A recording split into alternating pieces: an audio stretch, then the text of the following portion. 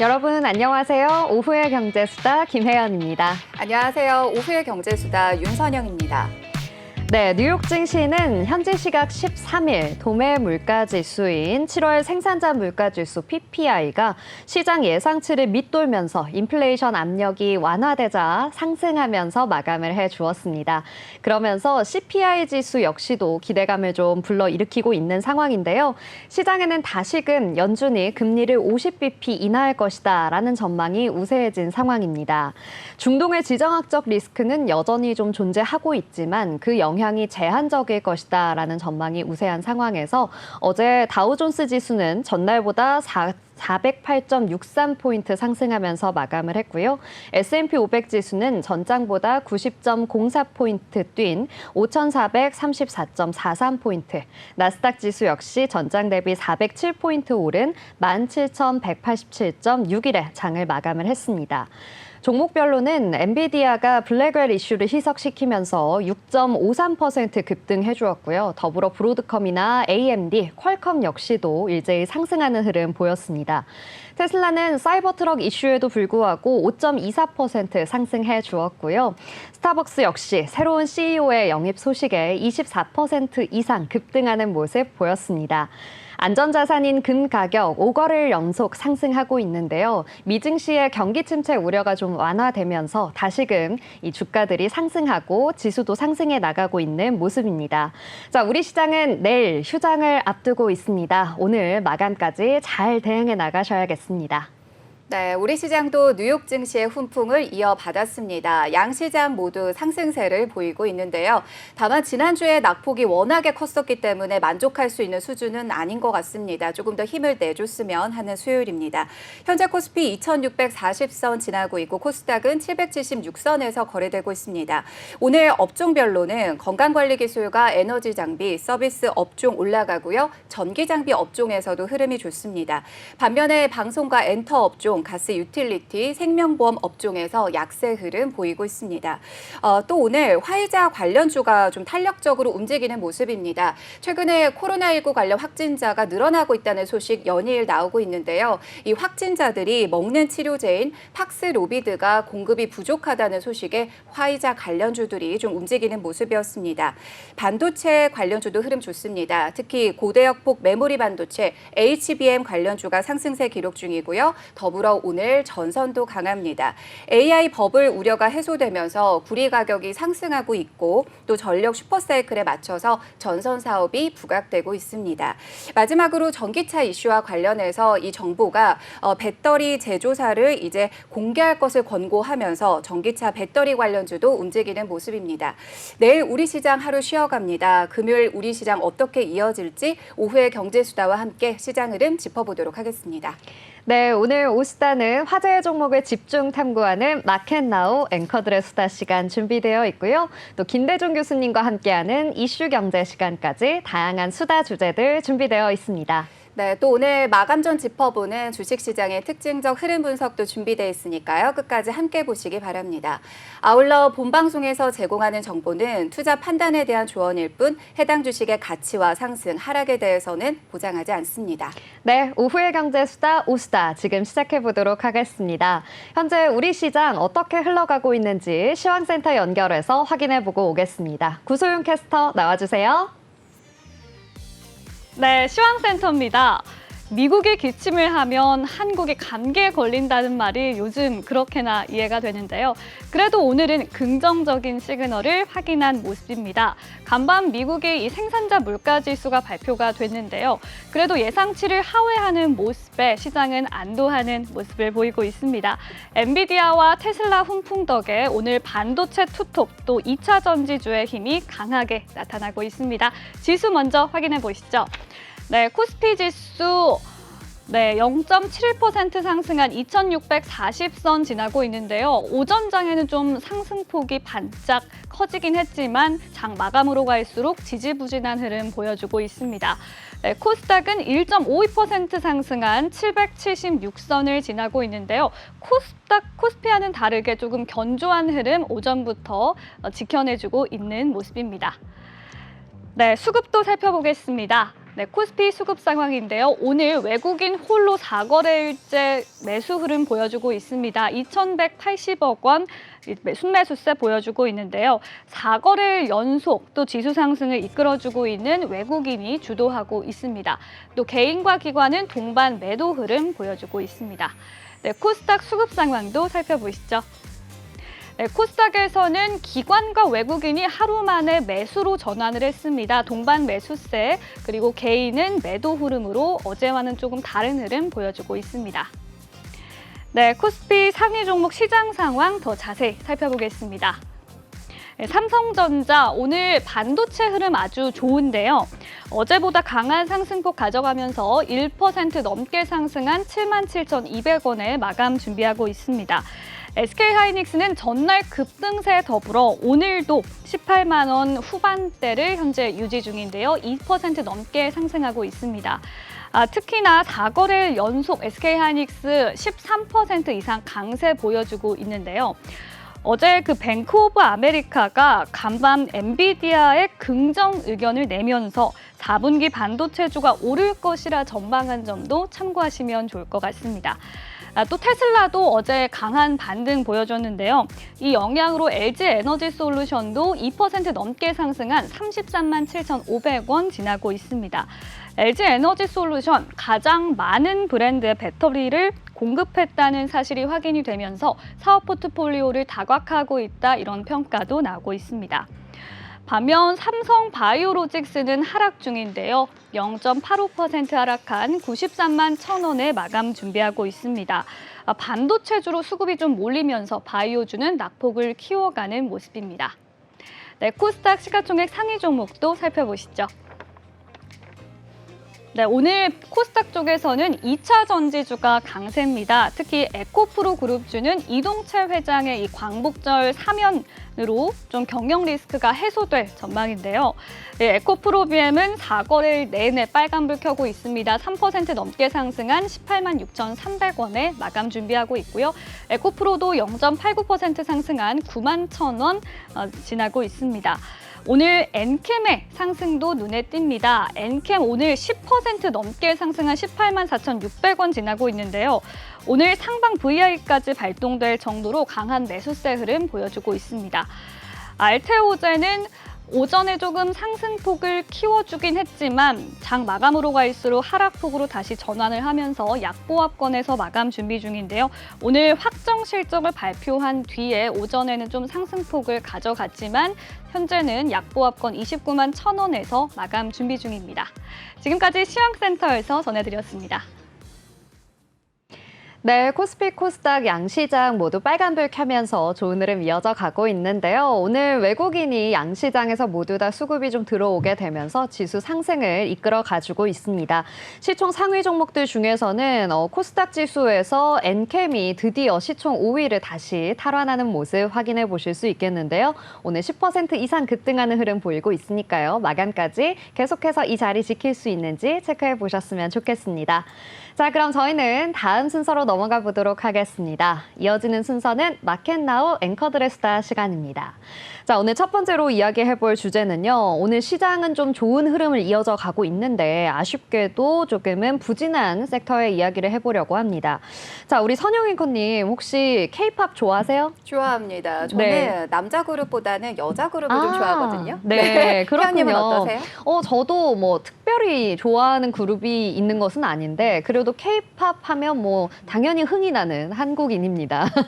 자, 이렇게 K-팝 굉장히 저도 좋아하고 또 국내뿐만 아니라 해외 시장에서도 우리 K-팝이 정말 그 저변을 넓혀가고 있는 모습이 이어져 가는 중인데 아쉽게도 이 K-팝 문화를 이끌어가고 있는 엔터주들의 주가 흐름은 조금 우울한 상황입니다.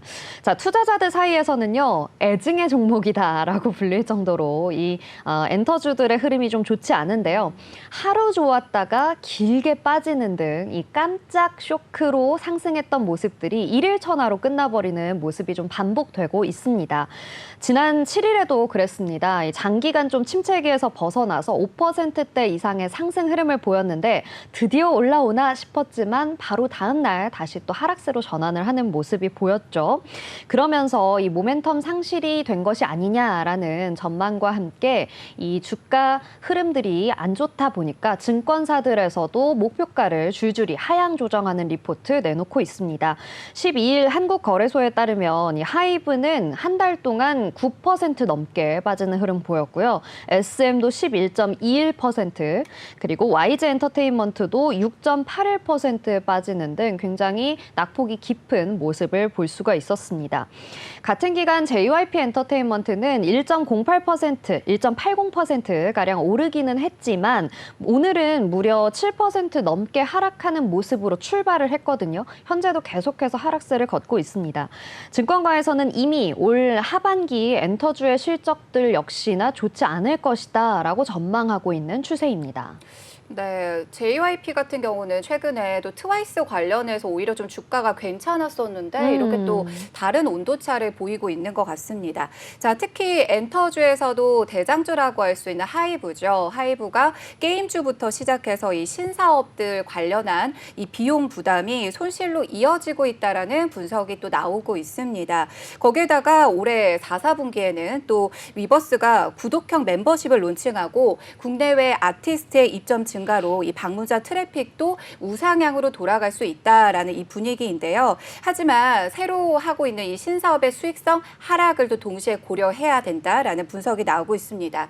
게다가 최근에는 이 BTS의 멤버 슈가의 전동 스쿠터 음주 혐의라는 이슈부터 시작해서 뉴진스를 키운 계열사죠. 이 어도어 미니진 대표와의 내부 갈등도 또 하이브의 리스크가 되고 있고요. 새로운 아티스트 육성 측면에서도 부정적인 요인으로 꼽히고 있기도 합니다. 또 지난해에는 경영권 분쟁에 휩싸였던 SM 역시 지속적으로 수익성이 좀 부진하고 있다라는 이런 발목이 잡히고 있습니다. 여기에 하나투자증권은 수익성 회복이 좀처럼 나타나질 않고 있기 때문에 이익 추정치를 하향 조정하기도 했고요. 목표 주가를 10만 원으로 내리기도 했습니다. 또 이달 내 보이그룹이죠. 디어 앨리스의 이 영국 현지 데뷔를 준비를 하고 있지만 역시나 또 실적이 중요하기 때문에 조금 더 지켜봐야 되는 상황인 것 같습니다. 네, 그렇습니다. 이 빅4사들 중에서 YG 엔터테인먼트에 대한 전망도 여전히 좀 좋지 않은 상황인데요. 올해 YG 엔터테인먼트가 190억 원의 영업 손실을 기록했고요. 연간 기준으로는 결국 적자로 돌아설 것이다 라고 전망하고 있습니다. 올해 3, 4분기 실적 역시도 좀 저조할 것으로 보고 있는 상황인데요. YG가 다시 살아나려면 이 블랙핑크의 완전체 활동밖에는 방법이 없다라는 이야기가 나올 정도로 현재 YG 엔터테인먼트는 블랙핑크에 굉장히 크게 의존하고 있는 상황입니다. 그러다 보니까 이렇게 좀 신인 아티스트들에게 투자를 좀 공격적으로 하고 있음에도 불구하고 기존 아티스트들의 활동이 좀 공백기가 길어지고 그러면서 무형자산 상각비가 좀 부담으로 작용되고 있다라는 분석들도 이어지고 있습니다. 역시나 증권사 하나증권은 목표가를 16% 하향 조정하면서 4만 9천 원으로 내려잡았습니다. 자, 그리고 오늘 정말 좀 냉혹한 주가를 받아들게 된 JYP 엔터테인먼트 역시나 하반기 성장률이 좀 불투명해진 상황인데요. 매출이 주로 고연차 아티스트들에게 좀 집중이 되면서 원가율이 증가하고 있고 그리고 소속된 아티스트 스트레이키즈의 이 초동 판매량이 좀 부진하다라는 분석이 나오게 되면서 앞으로의 목표 주가들도 좀 내려잡는 리포트들 줄줄이 발행되고 있는 상황입니다. 네, 특히 오늘 JYP 주가 보면서 투자자분들이 굉장히 허탈하실 것 같습니다. 네. 힘이 좀 빠지실 것 같은데요. JYP 엔터 같은 경우는 전일 2분기 영업이익이 93억 원에 그쳤습니다. 증권가에서는 사실 200억 원의 영업이익을 예상을 했었는데 이 200억 원이라는 수치도 좀 보수적으로 잡았다라고 얘기가 나왔었거든요. 그럼에도 지난해 2분기 대비해서 올해 2분기 실적은 79%가 넘게 줄어든 수치라고 하니까 어닝 쇼크가 올 법도 합니다. 네. 자, 매출액이요. 전년 동기 대비해서 36% 넘게 감소한 957억 원으로 집계가 됐습니다. 이 어닝 쇼크로 인한 실망감이 굉장했는데요. 오늘 장중에 한 7% 넘는 마이너스 흐름을 보였었는데 현재는 8%까지도 계속 하락 흐름을 보여주고 있습니다. 증권사들은 이 JYP 엔터 목표 주가를 NH투자증권에서는 86,000원에서 8만 원으로 7% 넘게 하향 조정을 하기도 했고요. 미래에셋증권에서도 12% 하락한 75,000원으로 다시 조정을 보였습니다. 네, 이렇게 좀 빅4사들의 실적이 부진하다라는 모습이 나오게 되면서 한국의 엔터 산업 전체에 대한 우려감이 좀 시장에 나와 있는 상황입니다. 이 코로나 이후에 다시금 좀 성장 국면을 맞이하나 싶었던 엔터주들이 다시 또 하향세로 돌아서게 되면서 대체 엔터주들 언제쯤 올라오는 것인가, 바닥 확인 언제 할 수 있을 것인가라는 우려감들이 좀 나오고 있는데요. 현재 이 빅4 엔터주들의 아쉬움은 몇몇 아티스트들이 회사의 실적을 주도하고 있는 흐름이 좀 꼽히게 됩니다. 아티스트들의 활동이 멈추거나 이들에 대한 악재가 나오게 되면 회사의 수익성마저 좀 불투명해지는 상황이 반복되고 있다 보니까 이러한 우려들이 좀 더 커지고 있는 건데요. K-팝이 우리나라를 넘어서서 이 글로벌 시장으로 자리를 잡기 위해서는 좀 빠르게 신규 아티스트 발굴과 함께 해외 마케팅도 조금 더 본격적으로 해나가는 모습들이 필요하겠습니다.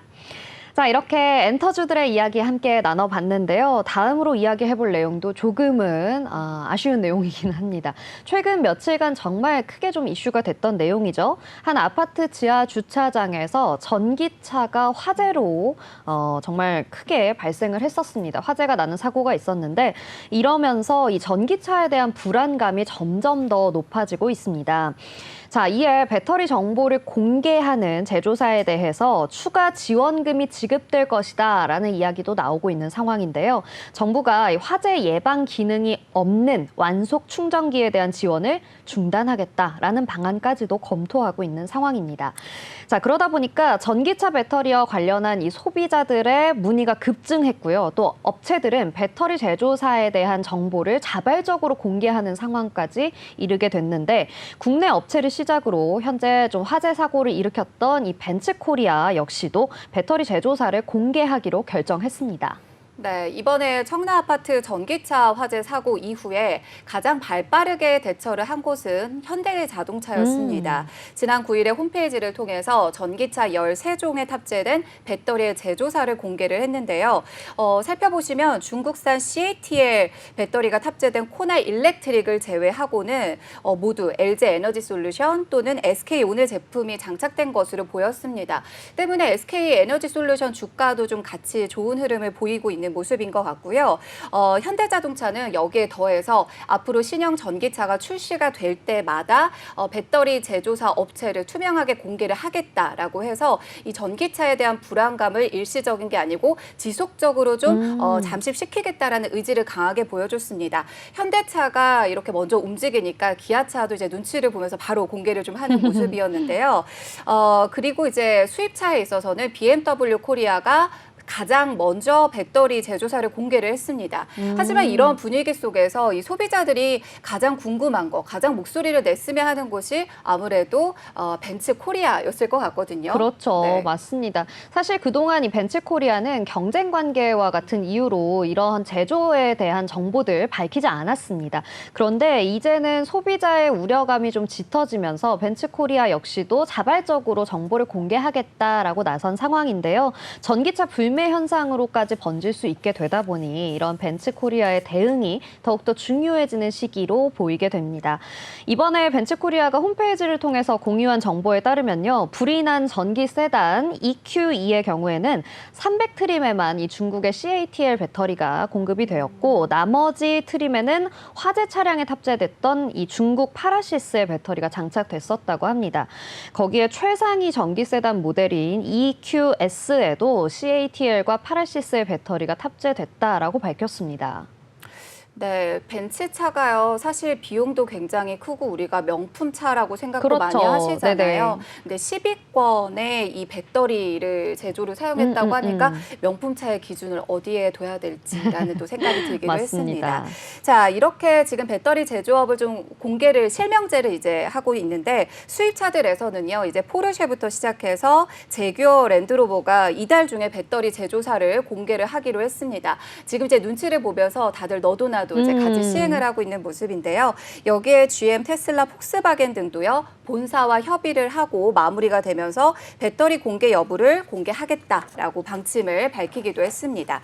자, 그런데 이제 볼보와 전기차 업체도요. 홈페이지와 애플리케이션을 통해서 소비자가 원한다면 이 배터리 제조 업체를 확인을 할 수 있게 만들었습니다. 자, 이렇게 지금까지 밝혀진 상태를 통계를 내어 보면은 이제 3분의 1가량이 중국산 배터리가 탑재가 됐다. 적지 않은 수치인 것 같아요. 네. 그런데 여기에 이어서 이제 뭐 아우디부터 시작해서 앞으로 줄줄이 제조업을 이제 실명제로 공개를 하게 되면은 이 중국산 배터리 업체 비율이 훨씬 더 늘어날 전망이라고 보고 있습니다. 근데 여기에 더해서 최근에 또 이제 중고차 업체에서는요, 이 관련 벤츠 차가 굉장히 또 문의가 많이 들어온다고 합니다. 그래서 굉장히 또 문제가 되고 있다고 하니까 이게 불매 운동으로 번지지 않아야 될 것 같아요. 네. 이 중고차 시장에서 이 벤츠 해당 모델의 매물이 점점 늘어나고 있는데 수요는 줄어들고 있다라는 내용들 저희가 또 우수다에서도 전해드렸었는데 그러다 보니까 이 벤츠 코리아 이제는 중국 파라시스 배터리가 탑재된 것으로 알려진 EQE 차량을 전수 점검하라라는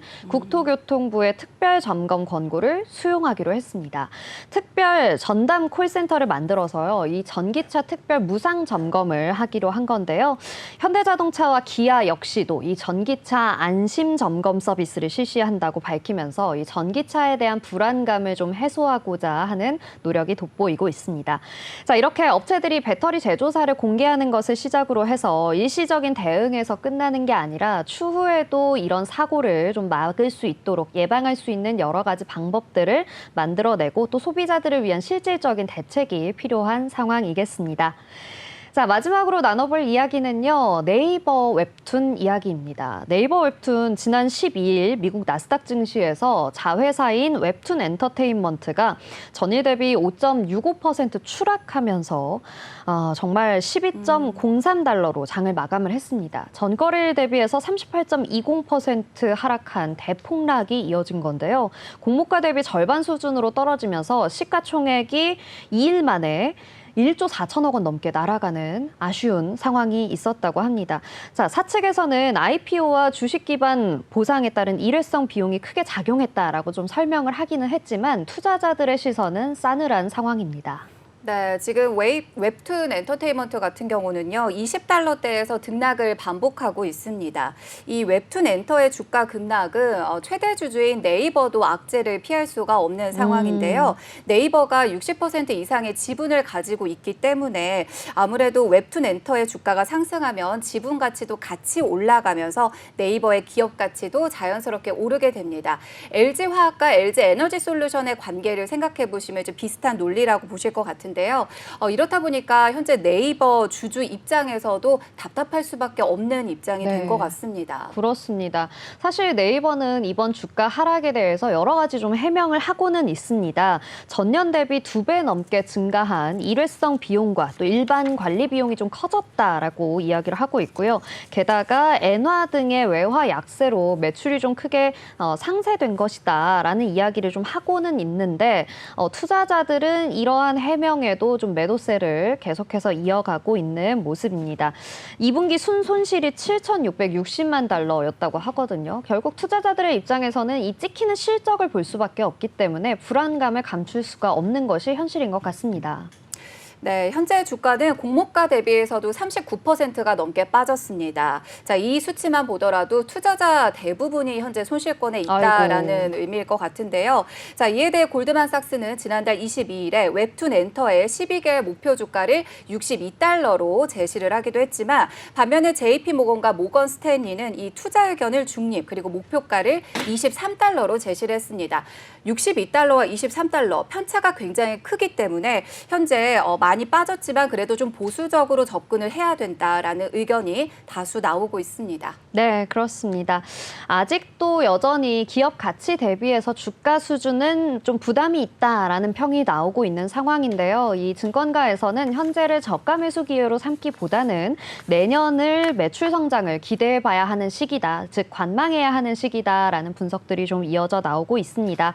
앞으로도 계속해서 좀 네이버 웹툰에 대한 주가 향방을 살펴보실 수 있었으면 좋겠고요. 오늘은 이렇게 3가지 이슈 모두 알아봤습니다. 자, 이렇게 저희가 다양한 주제들 가지고 수다해보는 사이에 저희 시장 어느새 마감까지 약 5분여 앞두고 있습니다. 현재 우리 시장 어떻게 흘러가고 있는지, 그리고 살펴봐야 할 특징적인 종목들은 어떤 것이 있는지 이 시각 특징주 탑5 통해서 알아보고 오겠습니다. 오늘 우리 증시에서 인상적인 흐름을 가져가고 있는 종목들을 알아보는 시간, 이 시각 특징주 탑5 시간입니다. 오늘 시장에서 특징적인 흐름 보인 종목들 5가지 함께 알아보겠습니다. 먼저 5위부터 보시겠습니다. 5위는 하이트진로입니다. 하이트진로가 어저께 2분기 깜짝 실적을 발표하면서 강세를 보였는데요. 어제 장중 하이트진로는 2분기 연결 기준 매출액이 전년 동기 대비 4% 증가한 6,652억 원, 영업이익은 473% 늘어난 682억 원을 기록했다고 공시했습니다. 시장 기대치를 상회하는 어닝 서프라이즈였는데요. 소주 판매가 늘어난 점이 호실적에 기여했다고 합니다. 증권가에서는 하반기에도 하이트진로의 수익성이 개선될 것으로 전망하고 있는데요. 권우정 교보증권연구원에 따르면 2분기부터 소주 수출 정상화가 긍정적이며 내년 베트남 소주 공장이 완공 및 가동되는 등 현재는 10%에 불과한 해외 매출 비중이 확대될 것이라고 전망했습니다. 하이트진로 어제는 실적 발표 후에 3.96% 상승 마감했는데요. 현재 3.81% 상승하면서 21,800원에 거래되고 있습니다. 다음으로 4위 보시겠습니다. 4위는 아나페스입니다. 네, 아나페스 관계사가 삼성전자와 함께 협업한다는 소식이 전해지면서 상승세를 보이고 있는데요. 반도체 전문기업 아나페스의 관계사인 GCT 세미컨덕터는 삼성전자와 4G, 5G 칩셋, 모듈 개발과 공급에 협력하는 내용의 MOU를 체결했습니다. 삼성전자는 통신 반도체 기술을 보유한 GCT와 협력하며 글로벌 통신 시장을 공략한다고 하는데요. GCT의 칩셋 인증에 필요한 테스트 환경을 제공하고 양사 솔루션을 함께 홍보할 것이라고 합니다. 또 아람코를 비롯해 글로벌 통신 사업자의 프로젝트에 참여를 모색할 예정입니다. 앞서 GCT는 아람코와 4G, 5G 생태계 강화를 위한 전략적 파트너십을 맺었는데요. 4G, 5G 통신망을 통해 사우디의 디지털 전환을 촉진하고 산업용 5G 핵심인 미션 크리티컬 서비스도 지원하기로 했습니다. 네, 현재 삼성전자 아나페스 6.41% 상승한 2750원에 거래되고 있습니다. 네, 이어서 3위도 함께 살펴보시겠습니다. 3위는 LS 일렉트릭입니다. MSCI 지수 편입과 함께 간밤 미증시의 훈풍으로 격포제입니다. 우리 시간으로 지난 13일 글로벌 주가지수 산출업체인 MSCI는 한국지수 구성 종목 조정을 발표했는데요. LS 일렉트릭이 이번 조정에서 새롭게 편입됐습니다. MSCI 지수에 편입되면 이 지수를 추종하는 글로벌 패시브 자금이 유입될 수 있는데요. 증권가에서는 LS 일렉트릭에 약 1,485억 원의 패시브 자금이 유입될 것으로 내다보고 있습니다. 지수 구성 종목 변경에 따른 리밸런싱은 오는 30일에 이루어지며 지수 변경 유효 시작일은 다음 달 2일입니다. 노동계 신한투자증권연구원은 MSCI 편입 종목군은 외국인 수급 영향의 리뷰 발표일부터 리밸런싱 당일까지 상승세를 보이고 선출 종목군은 같은 기간 하락세를 보일 것이라고 전했습니다. LS 일렉트릭 주가는 지수 편입 발표 당일인 어제는 전거래일보다 3.6% 하락했습니다. 하지만 지난밤 미증시에서 대형 기술주들이 강세를 보이면서 대표적 인공지능 수혜주로 꼽히는 LS 일렉트릭도 오늘 상승 탄력을 받았습니다. 현재 전일 대비 4.28% 상승한 17만 5,500원에 거래 중입니다. 네, 이어서 2위 보시겠습니다. 2위는 태성입니다. 태성 같은 경우에는 전기차 화재로 인해서 최근 화재가 주목되고 있죠. 요즘 전기차 화재를 예방하는 기술을 가진 기업들에게 관심이 쏠리고 있는 상황인데요. 태성 같은 경우 전기차의 열폭주를 차단할 수 있는 것으로 알려진 복합동박 장비를 생산하고 있습니다. 복합동박은 2차 전지 음극재의 기존 전해 동박을 대체할 신소재로 주목받고 있는데요. 2차 전지 업계의 게임 체인저로 불리기도 합니다. 또 태성은 지난달 중국 최대 전기차 배터리 제조업체 CATL의 공급 협력사로 선정되기도 했습니다. 광민정 현대차증권연구원은 태성의 복합동박 RTR 설비는 넓은 폭에서도 일정한 장력을 유지하는 상품이라고 전했습니다.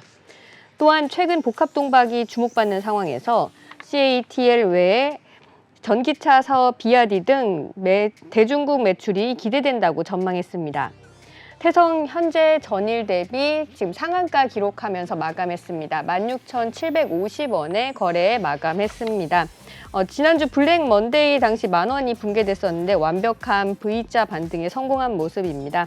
역대 최고가인 지난 6월 26일에 14,210원을 약 2달 만에 뛰어넘었습니다. 그 밖에 오늘 전기차 화재 방지 관련주인 롯데이노베이트, 아모그린텍, 모베이스 전자 등도 주목받은 상황입니다. 네, 마지막으로 오늘 가장 주목받았던 종목입니다. 1위 보시겠습니다. 1위는 반도체 관련주입니다.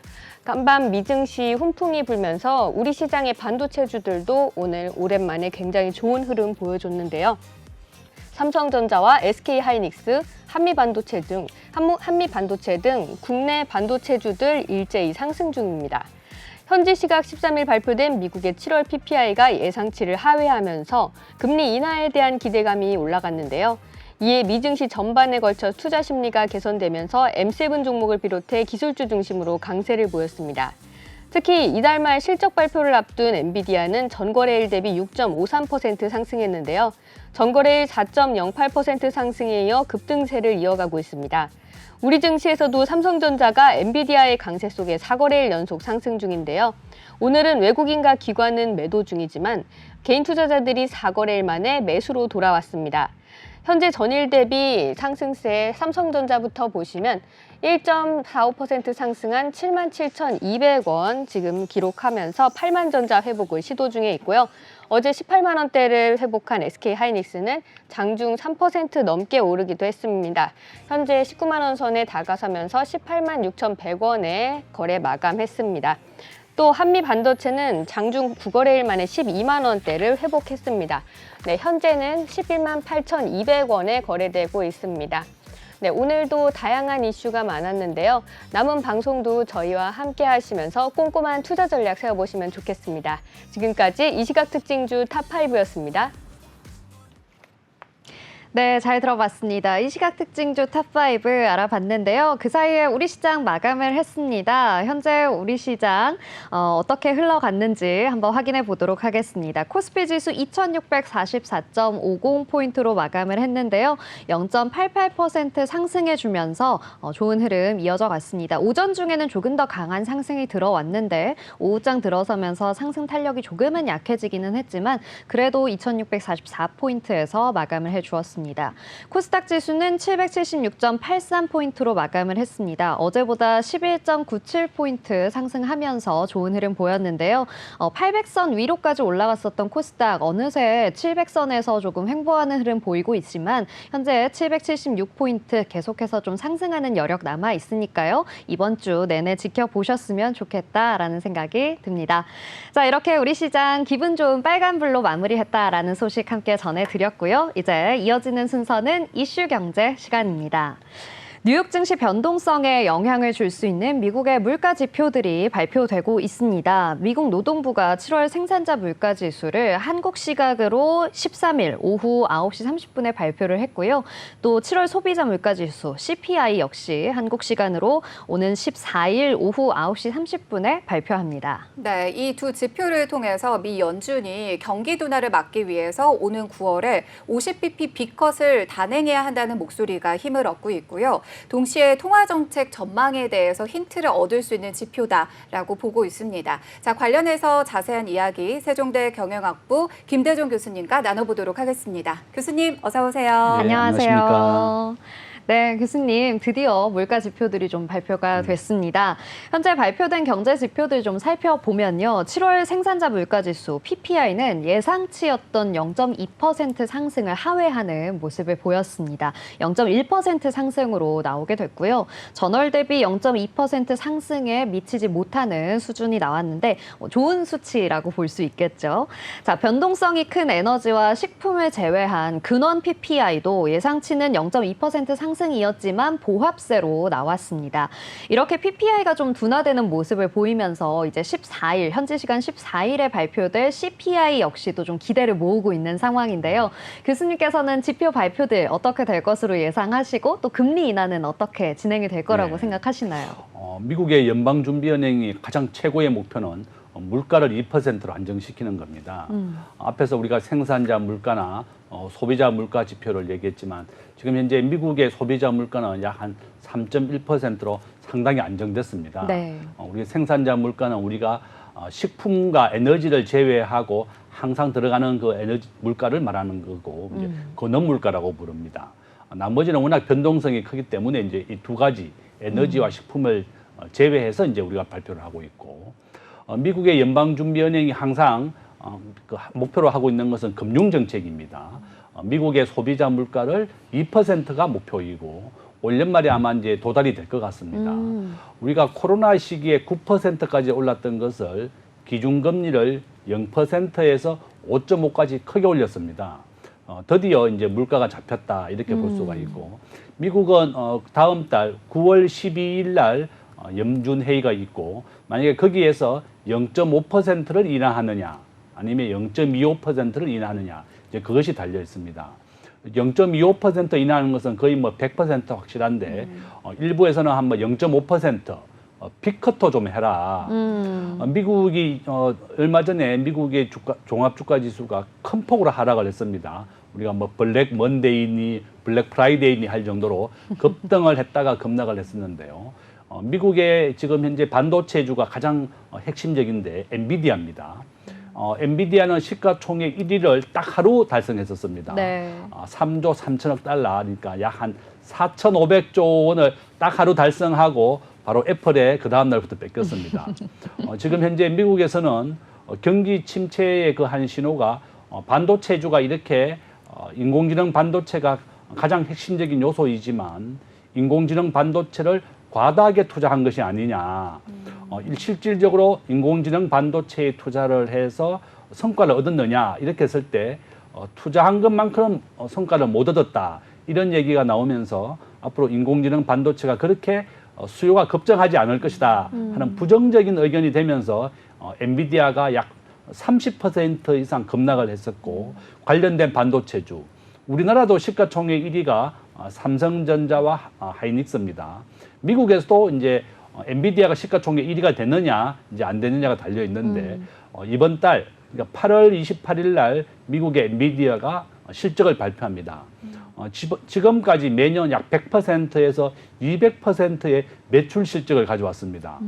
엔비디아는 미국의 시가총액의 한 10위 정도밖에 안 됐었지만 1위까지 달성했었고 지금은 3위에 랭크되어 있다. 앞으로 8월 28일 날 실적이 아주 좋게 된다 그러면 네. 엔비디아가 시가총액 1위가 달성될 것이고 그러면 삼성전자나 하이닉스나 전 세계 반도체주가 아주 크게 성장할 겁니다. 이제 그것이 이제 가장 쟁점인데 최근에 30% 이상 급락을 했던 엔비디아가 반등을 20% 정도 했습니다. 그래서 최고 40% 하락해서 한 절반 정도 회복해서 전고점 대비 마이너스 20%인 상황이다. 요점은 미국이 이렇게 빅컷을 해서 저는 경기를 부양할 것이다.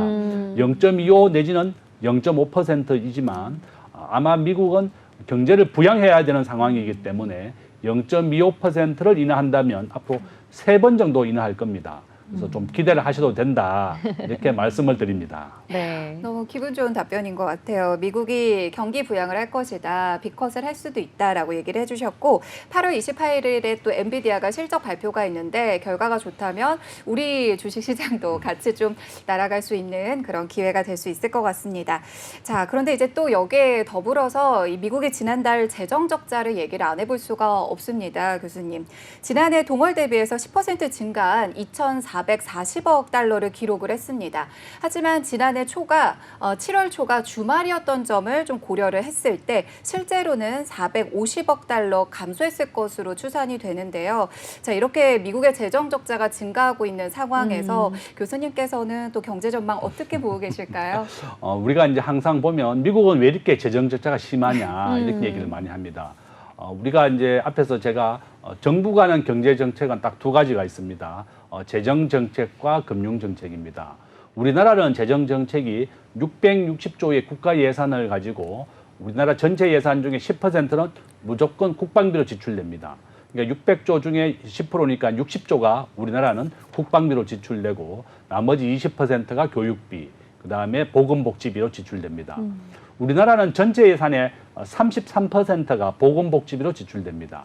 미국도 마찬가지입니다. 우리가 뭐 헬스케어라든지 우리가 지금 생계를 이어갈 수 없는 우리나라 전체 가구의 한 10% 정도는 정부가 생활비를 대줍니다.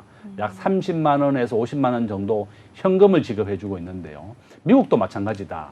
생계를 이어갈 수 없는 국민이 미국도 3억 3천만 명 인구 중에 10%가 넘습니다. 이분들에 대해서 최저 생계비를 대주고 또 건강보험이라든지 이런 걸 지원해주고 있습니다. 바로 이런 이유 때문에 미국도 항상 재정 적자다.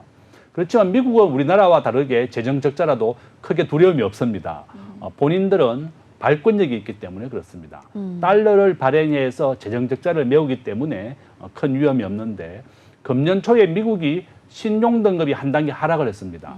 미국이 연방준비 국가 예산에 여당과 야당이 합의를 못해서 연방 지출이 금지가 됐었거든요. 바로 이런 이유 때문에 무디스가 미국의 국가 신용 등급을 한 단계 하락을 시켰습니다. 이와 같이 정치적인 불안이 지금 미국에 대해서 이렇게 혼란을 가져오고 있다. 아마 11월 5일 날 미국의 대통령 선거가 있는데 트럼프가 되든 해리스가 되든 최근에 해리스 후보가 한 5% 정도 더 높게 나왔습니다. 당선 가능성이 지금 더 높아지고 있는 상황인데 뭐 뚜껑은 열어봐야 되겠지만 전체적인 국민에 대한 지지도는 해리스가 높지만 실질적인 투표는 미국은 간접 선거입니다. 선거인단을 투표해서 최종적으로 결정되기 때문에 전체 선거에서는 우리가 해리스가 유리하지만 또 선거인단에서는 또 트럼프가 유리할 수도 있다. 네. 지금 뭐 테슬라 창업자가 지금 일론 머스크가 트럼프를 적극 지지하고 매월 600억 원 정도 선거 자금을 지원하고 있습니다. 본인이 선거 전기차에 대한 우호 세력을 만들기 때문이다. 그래서 결론은 미국은 재정 적자가 계속 확대됨에도 불구하고 발권력을 통해서 계속 이어가고 있다. 이렇게 말씀드릴 수 있습니다. 네, 그렇습니다. 재정 적자가 있어도 발권력을 통해서 해소해 나가고 있으니 크게 걱정하진 않아도 괜찮다라는 이야기 해주신 것 같은데요. 사실 뭐 미국의 상황에서는 그렇지만 국제 정세에서 봤을 때는 미국의 국채 금리나 아니면 이런 부채들이 점점 늘어나고 있는 것들, 이런 것들이 계속해서 좀 불안한 요소로 작용하고 있는 것은 맞는 것 같습니다. 그래서 사실은 경제가 잘 돌아가면 원자재 수요가 늘어나게 되면서 가격이 상승하는 흐름을 보이잖아요. 그런데 요즘에는 이 주요 원자재 가격들이 좀 하락하는 모습을 보이게 되면서 이 경기 침체 우려가 괜한 기후가 아니었다라고 보여준다. 이런 것들을 이야기하는 평가가 좀 있습니다. 금속 원자재 상품을 담고 있는 인베스코 DB베이스 메탈 펀드 가격은요. 지난 7월에 7% 이상 하락하는 모습 보였고요. 또 원유 선물 가격도 7월 5일부터 8월 5일까지 한 달간 14% 하락을 했습니다.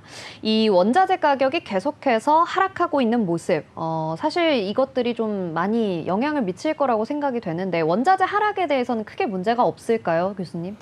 지금 현재 전쟁이 두 개 벌어지고 있습니다. 네네. 우크라이나 전쟁이 벌어지고 있고 중동 전쟁도 더 확대될 걸로 보입니다. 이란도 전면적인 공격을 하겠다. 이미 예고가 돼 있고 날짜가 뭐 내일 모레 정도 예측이 되고 있습니다. 네네. 최근에 또 러시아의 본토를 침범을 해서 크루스크 지역에 대해서 우크라이나가 점령을 많이 했습니다. 약 60개 지역의 마을을 점령을 해서 푸틴이 혀가 찔렸다 이렇게 얘기하고 있습니다. 지금 두 개의 전쟁이 벌어지고 있는데 원자재 가격 하락되고 있습니다. 우리가 항상 긍정과 부정을 볼 수 있는데요. 전쟁이 벌어지게 되면 전 세계의 교역량이 축소되게 됩니다. 우리나라는 무역 의존도가 75%입니다. 한국은 수출과 수입으로 먹고 사는 나라인데 이 전쟁이 확대된다 그러면 교역이 축소되고 수출 수입을 못하게 되는 겁니다. 네네. 가장 크게 영향을 받는 게 우리 대한민국이다. 한국이 무역 의존도가 75%로 두 번째로 높은 나라입니다. 미국과 일본은 무역 의존도가 20%밖에 안 됩니다. 내수 중심의 국가입니다. 그렇지만 이렇게 전쟁이 확대되기 때문에 미국도 우크라이나 전쟁 1조 달러 이상을 지원하고 있습니다. 우리나라도 우크라이나 전쟁에 대해서 지원을 하고 있지만 이 자유시장 경제 체제 국가들은 이 전쟁에 대한 지원을 하고 있다. 그럼 원자재는 왜 떨어지느냐? 가장 큰 이유가 중국의 수요 부족입니다. 중국은 지금 현재 전체 국가 GDP의 약 30%가 부동산이 차지합니다. 중국의 부동산 그룹 흥다라든지 비구위안이라는 회사가 금년 초에 미국에 파산을 신청했습니다. 중국 GDP의 30%를 부동산이 차지하는데 이와 같이 중국의 부동산이 굉장히 열기가 식었고 중국의 인구가 지금 14억인데요. 앞으로 중국의 인구가 9억까지 줄어듭니다. 한 2100년 정도에는 중국은 지금 현재 하나 낳기 운동을 했습니다. 뭐 우리나라도 마찬가지죠. 그리고 우리도 1970년도에 하나 낳기 운동을 하게 되면서 인구가 이렇게 급감하고 있는 겁니다. 중국도 한 자녀 낳기 운동을 하게 되면서 중국의 인구가 앞으로 9억까지 감소하게 됩니다. 이런 이유 때문에 중국도 부동산 가격이 폭락하게 되면서 중국의 정부가 국가 재정을 통해서 부양을 해야 되는데 이 부양을 할 능력이 없어진 겁니다. 지금 현재 시진핑 국가주석이 30년째 집권을 시작했는데요. 중국은 시장 경제 체제에 있다가 지금은 계획 경제로 돌아가고 있습니다. 과거로 돌아가고 있고 개방된 경제에서 폐쇄 경제로 가고 있습니다. 바로 이런 이유 때문에 중국에 진출했던 우리나라 신세계와 롯데가 완전히 모든 것을 다 철수했습니다. 완전 전액 철수를 했고 우리나라 현대자동차 5개 공장이 있었는데 지금 90%가 문을 닫았습니다. 우리 현대자동차가 완전히 중국에서 철수한 상황이고 약 10%만 지금 공장이 가동되고 있습니다. 외국인 투자가 올해 기준으로 90% 급감을 했고 관광객은 95% 줄었습니다. 중국에서는 현재 간첩법이 발동이 돼서 외국인에 대해서도 중국에 대해서 적대적인 행위를 보였다. 관광 지도에 대만이 표시가 있다는 이유로 중국 공항에서 체포가 됐습니다. 바로 이런 이유 때문에 중국의 투자가 급감하고 있습니다. 결론적으로는 중국에 대한 수요 부족이 전 세계 원자재 가격을 인하하고 있다. 지금 현재 구리 가격은 마이너스 20%까지 떨어졌습니다. 원유 가격도 14%까지 떨어졌는데요. 구리는 전기차를 포함해서 반도체, 모든 원자재에 들어가게 됩니다. 그래서 이와 같이 중국의 이런 원자재에 대한 수요가 급감하게 되면서 전 세계 원자재 가격이 떨어지고 있다. 저는 아마 이제 전쟁이 지금 2개의 전쟁이 진행되고 있는데 확전이 되느냐, 조기에 종식되느냐에 따라서 크게 바뀔 것이다. 저는 그렇게 보고 있고요. 우리 대한민국은 지금 현재 무역 의존도는 75%지만 또 내수는 한 25% 정도 됩니다. 국가도 내수를 좀 더 부양해서 경제를 원활히 해야 되겠다. 항상 2개의 바퀴로 굴러가게 됩니다. 수출과 그다음에 내수 중심이 함께 굴러가야만 경제가 정상화된다. 이렇게 말씀을 드리겠습니다. 네, 그렇군요. 이 전쟁이 2개가 이루어지고 있다 보니까 결국에는 원자재 값과 또 국제 정세가 정말 좀 혼란스러운 상황이라고 이야기를 해주셨는데요. 그럼에도 불구하고 계속해서 좀 우리는 수출 중심의 기업이기 때문에 이런 것들을 좀 살펴보면서 우리 시장에 좀 잘 대응해 나갈 수 있도록 전략 세워야겠다라는 생각이 듭니다. 자, 이렇게 오늘도 다양한 이야기 함께 나눠봤습니다. 좋은 말씀 해주신 김대종 교수님 고맙습니다. 네, 오늘 저희가 준비한 오후의 경제수다 오수다는 여기까지입니다. 마감 시황 짧게 전해드리겠습니다. 네, 오늘 이제 마감 시황 저희 코스피 같은 경우는 2644선에서 마감을 했고요. 코스닥도 776선에서 마감을 했습니다. 오늘 코스피는 외국인을 제외하고는 개인과 기관이 모두 팔자세였는데 개인이 장 초반에는 좀 매수를 보이다가 장 후반으로 넘어가면서는 결국 매도로 넘어갔습니다. 코스닥도 외국인과 기관만이 매수세를 보였습니다. 네, 내일은 더 시장에 가깝고 유익한 경제 이슈들 가지고 찾아오도록 하겠습니다. 저희 방송 다시 보기는 언제나 네이버와 유튜브 채널을 통해서 가능하다는 점 기억해 주시고요. 아울러 본 방송에서 제공하는 정보는 투자 판단을 위한 조언일 뿐 주식의 가치의 상승이나 하락에 대해서는 보장하지 않는다는 점 기억해 주시기 바랍니다. 오후의 경제수다 오수다 오늘은 여기서 마치도록 하겠습니다. 금요일 오후 3시 오수다에서 다시 만나요. 안녕. 안녕.